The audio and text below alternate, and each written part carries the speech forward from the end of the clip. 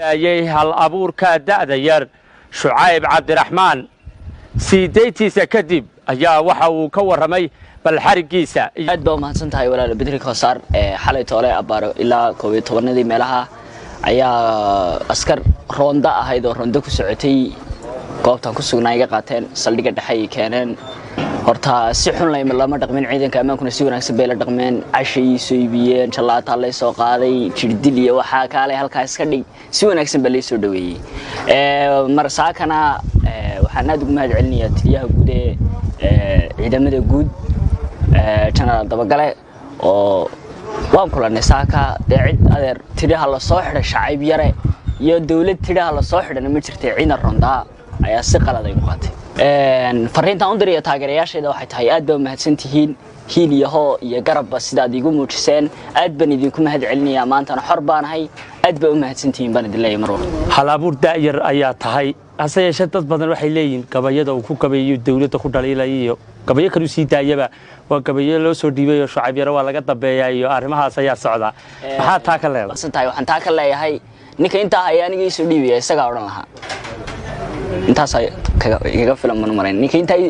ninka inta intuu tiriyay isagu haya aniga in fanaanka ay soo dhiibay inta wax isma dhibto Bedriyo ku-xigeenka barasaabka gobolka Maroodi Jeex Khadar Baaruud waxa uu ku dooday inaanay xukuumaddu xidhin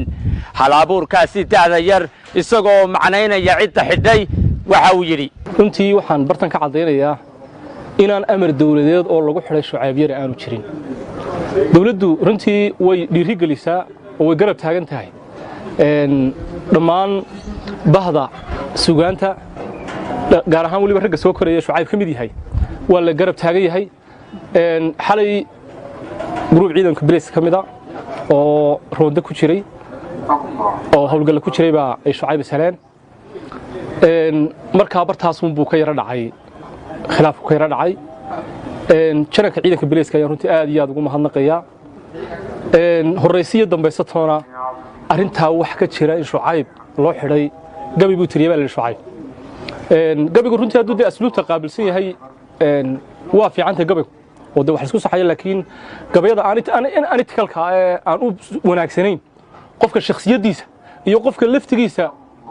wax laga sheegayo runtii isagana uma wanaagsana bulshadana guud ahaanba taas iyadaan uga fiicnayn waxaad sheegteen inaanay dawladdu wax ayadu ay u xidhay abwaankaas aanay jirin waa ogtahay wadanku fawda ma aha ciidanka tagay ya amarka bixiyay hadii aanu waxaan ognahay in hal abuurku hore u tiriyay gabay madaxweynaha iyo kaga hadlayo in arintaas marka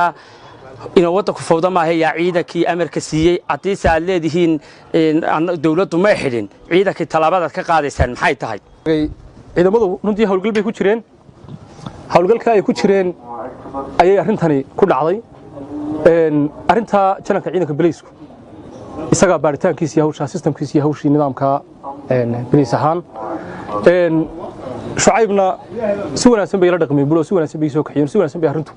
ayay runtii ciidanka Police kula dhaqmeen cid dib u geysatay cid waxa weeye hadima gaar u geysatay cid dhibaato u geystay Shucayb yare annaguna xukuumaduna raali kama aha qof shacaba in dhibaato loo geysto Bedri Koosar Maxamuud telefishinka Sahan Hargeysa saldhiga dhexe magaalada Hargeysa waxa laga sii daayay hal abuurka da'da yar Shucayb Cabdiraxmaan siidaytiisa kadib ayaa waxa uu ka waramay bal